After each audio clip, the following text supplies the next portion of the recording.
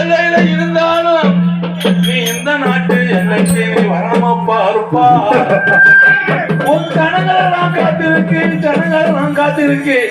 உன் சன்னதி விட்டு வாதம் ஒப்படா சேருமப்பா. நீ உடனடியாக இந்த பகனுக்கு வந்து சேருமப்பா. நான் மண்டியிட்டு அழைக்கிறேனே கருப்பா. உன் மனசுக்கு கேட்கலையா? உன் மனசுக்கு கேட்கலையா? நான் குத்த வச்சு அழைக்கிறேனே உன் கோவிலுக்கு கேட்கலையா கருப்பா? கோவிலுக்கு கேட்கலையா?